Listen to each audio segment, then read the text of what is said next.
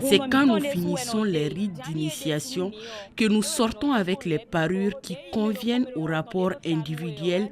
Moi, mon rapport à la divinité est placé sous le signe de Sika, donc on m'appelle Sikasi. C'est pourquoi je porte des perles aux couleurs dorées. Moi, je m'appelle Wedosi. Voici mon arc-en-ciel symbolisé dans mes perles. Je suis élève en classe de seconde. Moi, je suis née dans le vaudou et j'ai grandi avec, mais je ne pratiquais pas. Mais à un moment donné, le vaudou a commencé par me tourmenter. Je peux être ici et on verra mon sosie au village ou au grand marché dans Tongpa. La divinité prenait mon apparence pour aller causer des dégâts. Mes parents ont essayé de gérer ça comme ils pouvaient, mais quand je suis devenue majeure, cela s'est empiré. Quand je dépose mes économies quelque part, ça se volatilise. Je rencontre un petit ami, la relation ne marche pas.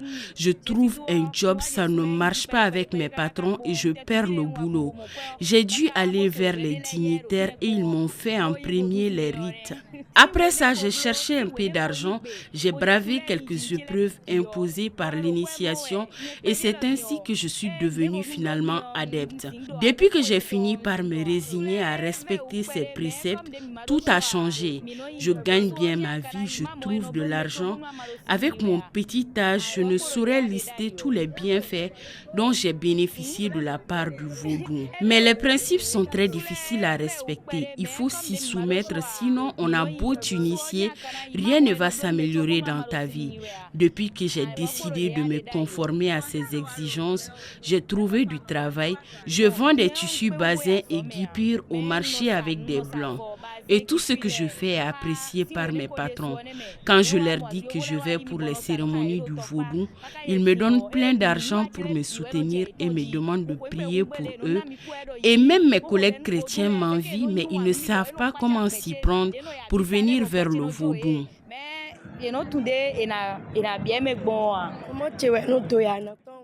Moi, c'est ma mère que le vaudou tourmentait. Elle est née dedans. Mais quand elle n'était pas initiée, elle avait des difficultés. Elle était une grande coiffeuse avec un grand salon. Et tout à coup, tout a commencé à dégringoler. Et on a fini par lui expliquer qu'il y a une divinité présente dans sa famille et à laquelle il faut qu'elle se consacre. Elle est donc allée vers une dignitaire qui a fait les démarches et lui a dit que c'est le vaudou Lisa, qu'elle doit se dévouer au vaudou Lisa. Pour faire son initiation, les dignitaires ont annoncé qu'elle doit avoir une tassino. Et à force de demander l'identité de l'intéressé à l'oracle, il a fini par me désigner. C'est ainsi que je me suis retrouvée aussi dans la divinité. Sinon, moi, je n'aimais pas ces pratiques.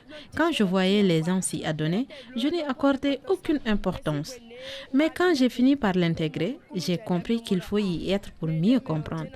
Mais j'ai beaucoup apprécié. Le vaudou a beaucoup d'exigences, mais ce n'est pas trop difficile de les respecter. Il faut savoir s'organiser. Tu sais que tu ne dois pas manger ceci ou cela, tu ne dois pas faire certaines choses, il faut t'organiser pour le respecter. Mais si tu te dis « je suis déjà initié, je m'en fous du reste », tu auras des problèmes. Tu ne pourras pas atteindre tes objectifs. Mais si tu respectes bien ta divinité, partout où tu seras à l'aise et paisible.